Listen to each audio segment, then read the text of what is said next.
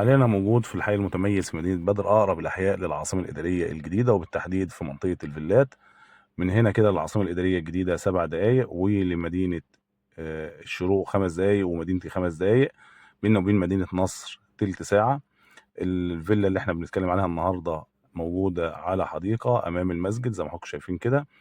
المكان بسم الله ما شاء الله راقي جدا وفيه سكان. النهارده تقدر تستلم شقتك وتشطبها وتسكن فيها الصبح. الفيلا اللي قدام حضراتكم متاح فيها اول بلكونه، وزي ما حضراتكم شايفين كده بدأوا ان هم يشطبوا الواجهات بتاعتها. الاستلام خلاص ممكن خلال شهرين اتنين بالظبط او شهر تكون الفيلا بالكامل خلصانه.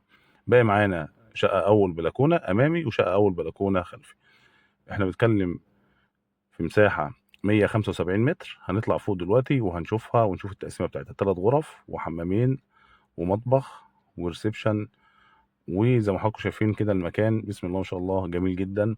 بيننا وبين طريق السويس خطوتين، وبيننا وبين مدينة نصر تلت ساعة، والتجمع الخامس تلت ساعة. ده مدخل الفيلا. طبعا الفيلا كلها متباعة شقق علشان الناس تبقى عارفة، هي فيلا في منطقة الفيلات وبتتباع شقق. باقي في الفيلا شقة واحدة، شقتين اتنين، واحدة أمامي وواحدة خلفي. مساحة الشقة الأمامي 175 متر، ومساحة الشقة الخلفي 185 متر.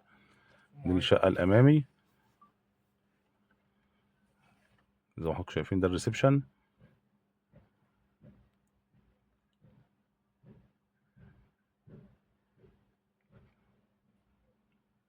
من هنا كده الفيو بتاعنا. دي حديقة كبيرة بيتوسطها المسجد.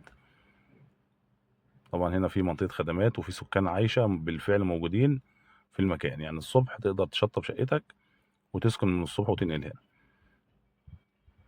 زي ما قلت لحضراتكم احنا بينا وبين العاصمة الإدارية الجديدة 7 دقايق، بتكون في قلب منطقة الوزارات والحي البنوك. يعني بالنسبة للسادة الموظفين اللي شغلهم اتنقل للعاصمة الإدارية الجديدة، ممكن لو في استطاعتك تشتري شقة في الحي المتميز. المكان راقي والمكان مخطط كويس جدا. دي برضو تاني أول غرفة بنشوفها هنا.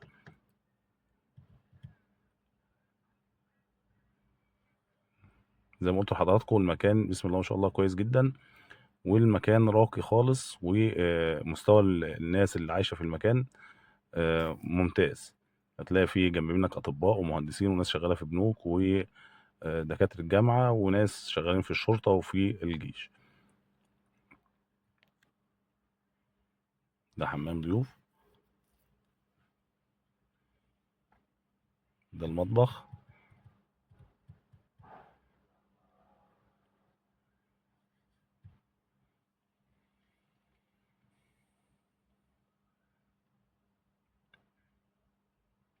دي الغرفة التانية.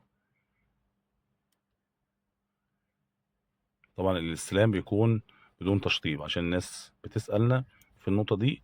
معظم الناس هنا ما بيتسلمش بتشطب، يعني الناس كلها بدون تشطيب على الطوبة زي على الطوب زي ما انتم شايفين كده.